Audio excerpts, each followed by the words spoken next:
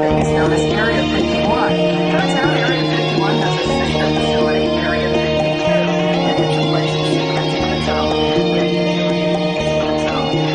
Where would you like to go first? First, we're going to cover the Nibiru scam project, or Planet X. Okay. It is not there. It is not going to cause a problem in 2012. It's a scam. I see it working from every different direction. It's just a plot to keep us in a state of anxiety. Everything's going to go along just as normal. The world isn't going to disintegrate. There's going to be no planet that comes and shakes everything up. Everything is going to go along just fine. Are you saying this in general about 2012? Yes. Or are you saying this also specifically about Planet X, or Nibiru, or whatever you want to call it, and 2012. 2012 is like... It's just a year. Is what? Is it just a year in your opinion? Yeah, it's just like, what did we call this, Y2K? You know, we all got generators and food and everything was going to collapse. The same thing with 2012. It's just going to be a year like every other year. We're going to continue to have these wars. We will probably have a nuclear war. But things are just, going to go along fine. There is going to be no apps. Okay. Where do you get your information? Are you just coming to this conclusion in your own head by putting two and two together, or do you have an inside source that's telling you? No inside scoop. I have never had an inside scoop on most all of my information. I've come out with it myself, and it's more fun like that because people say, who told you that gravity on the moon was 64% and there's an atmosphere? Well, there's a lot of books out there, but basically I'm the guy that came out and said, yeah, there's gravity on the moon and there's atmosphere on the moon. As far as why should we believe that you would know this? I mean, is it because you were a pilot, because you're trained in a certain way? Where is your trail coming from? Well, as far as the gravity on the moon, we're going to talk about the Bully-Aldous-Newton law of inverse square. And we're going to talk about how usually NASA convinces you using Newton's gravitational law, which assumes the mass of the Earth and the moon. That's not what you want to use. You want to use Newton Bully-Aldous-Newton law of inverse square because you don't have to care what the mass is. All you need to know is what the distance is and where the neutral point is. If we know where the neutral point is, the size of the planets, we can figure out what the gravity is. Now, we know what the neutral point is because, number one, Wernher von Braun told us. Number two, the crew of Apollo 17 told us, and one of the other Apollo missions told us. And it's about 38,000 or 39,000 miles. And if you work out the law of inverse square, it comes out to be the moon is 64% gravity of the Earth. That's all there is to it. You don't have to assume mass. And as far as Planet X and Nibiru, that's based on 65 years of listening to bullshit, about, what's coming on and, what disaster is coming next. It's just, I know that there's nothing going to be happening. It's just okay. Let me ask you, just because we have several witnesses that are giving us evidence, I know and you also do. some secret I know you do, in and this that's regard. why now, we're certainly in question about this. We have not reached a conclusion ourselves. However, first of all, there's the South Pole Telescope. There's also the interest of the Vatican and the Jesuit footage that came out, with Barbato. Maybe you've seen the footage, maybe you haven't. Maybe you can give us some background on why you think that footage is not accurate or not real. And then there's also the heating of the planets. How do you account for the heating of the planets and the activity on the sun, which is going to reach a peak in 2012, as being meaningless? Are you talking about global warming?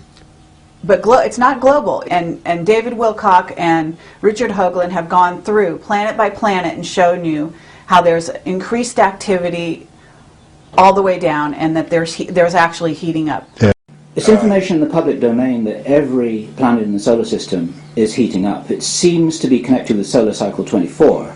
And then some people say that there's something else that's driving this. I wouldn't even pay any attention to it. Everybody gets to believe what they want. In 2012, you can look back and say John Lear on April 2nd, 2008 said it was all bullshit. And if it wasn't, I was wrong. But You know, I think it's a total scam. I'm sure you've rubbed shoulders with the Intel community. You know that your office is bugged. You've demonstrated that to us. There's a reason why they bug you. I mean, first of all, you know, you're a pilot from way back. You're incredibly respected. You have a background, military slightly, you know, and I even have a hunch that you might have been part of MJ-12 at one point. Okay, so you've known all the insiders. You know, you knew.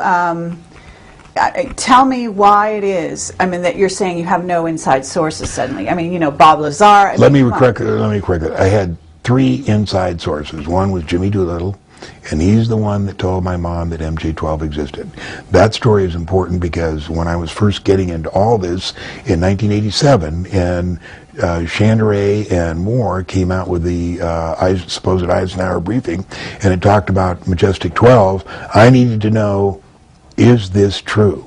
And the only person that I knew that would have known beyond a shadow of a doubt was Jimmy Doolittle. Okay, now who's Jimmy Doolittle? General Jimmy Doolittle, behind you, that's him taking off to bomb Tokyo, taking off from the Hornet, incidentally the same aircraft carrier that picked up Apollo. And that letter that you see is when I had my accidental airplane crash in Geneva, Switzerland in 1961, and nearly killed myself. He was the only one to take the time to write me a letter and say, John, we all make mistakes. I've made plenty of them, but it's important that we profit. It's only important that we profit by our mistakes. And he took the time to write that whole letter. So I have it framed with him taking off on the Hornet to bomb Tokyo. General Jimmy Doolittle was an incredible general, very respected, and he was involved with MJ-12 up to his ears. He was not a part of MJ-12, but he was around our house in Santa Monica, 222 14th Street. He lived down on 3rd Street with his wife, Josephine, and they were in our house just like Vandenberg, just like Twining. All those MJ-12 guys were around our house. But, you know, I didn't know that at that time, and my father never said much about UFOs other than that he believed them. And I never found out any of the other stuff until, like, I got into this stuff, 1985, 86, and Doolittle's name kept coming up time after time after time. Now, I knew him, and there's autographed pictures all around this den of Jimmy that I've asked for, and I saw him at various, like SETP, which is Society of Experimental Test Pilots, and to say hello and everything, but I didn't really know him that well. But I knew that my mom knew him, and she was as close to Jimmy Doolittle as anybody in her life, Jimmy and Joe. Now, his wife passed away in the 80s sometime, and he was retired, lived in Carmel, California, and I knew that. And I also knew that my mom talked to him every once in a while. So I knew that the only way I would have of determining whether Majestic 12 was true was to get her to ask him. And it took about 6 months to get together, to get it together, because she's always hesitant, to do stuff like that. But I finally got her to do it, and she called up, and she said, Jimmy, how you doing, da-da-da-da-da. By the way, John's interested in this stuff, and I just want to know, was Majestic 12 real? And he said, yes, Moy, it was, but I can't say anything about it. That, for me, was, the beginning of everything. Because if Majestic 12 is real, then it's a possibility the briefing papers were real, and if they were real, then everything else is real. Right, so, because why would you put together something like MJ-12 under Truman to investigate or manage the UFO story, unless there was if there was no UFO story, right? There's got to be a UFO if you're going to put together a group. So I'd have to say that was my first insight. So now, tell me something. You must know the history to some degree. I mean, you've been around a long time. You've seen them in operation. You must have met some of the insiders. And I have to say that I think they would have recruited you. Am I wrong? No, You never got an offer? No, I just, I was a pilot. I didn't know anything, until 1984 when but somebody... you know a lot now. Yeah. Look at this office. It's incredible. Yeah. Up till 1984, my sole interest was SR-71, F-19, stealth fighter, stuff like that. As a matter of fact, you can go on the internet. John Andrews, who was vice president of testers and eventually made the sport model, Right. You know, he and I had letters going back and forth. He'd say, hey, you ought to look into this flying saucer deal. And I'd say, no, it's bullshit. You know, I don't need to waste my time. That letter's on the internet. You know, my interest didn't start till, you know, in 1985, I think we had I used to run the reunion for all the Southeast Asia pilots that, you know, that worked for CIA, and I'd run the reunion here in Las Vegas called China Post 1. And we'd have it every 2 years. And one of these years, and I think it was 1985, a friend of mine whose name was Greg Wilson, he was a Raven. Now the Raven were the Air Force guys they'd take out of the Air Force, sheep dip them, they'd give them civilian ID, they'd come into Laos and they'd fly, you know, the O-1s, and they were the Ravens, and they'd go out on the PDJ and all around and do all kinds of amazing things. Anyway, he attended the reunion. His name was Greg Wilson. And he got talking to him, hey, where all you been? He said, well, you know, here and there, still flying A-10s. I spent a tour at Bentwaters. And I said, Bentwaters? That was the place, you know, supposedly in, you know, 1980 that the flying saucer landed. He says, no, John, not supposedly, it did. I said, I didn't get to see it because I was confined to quarters, but I know the guys who did. And I said, what? I said, you're telling me this stuff is real? He said, oh, yeah. So here's a guy that I flew with in Southeast Asia, hadn't seen for years. I give him this outrageous, you know, question about, you know, Bentwater. He says, yeah, I was confined. I didn't see it, but I know the guys who did. So that's what piqued my interest. That's 1985, you know. So, you know. So you've got more. You've got insiders coming to you. You've got insiders that are friends.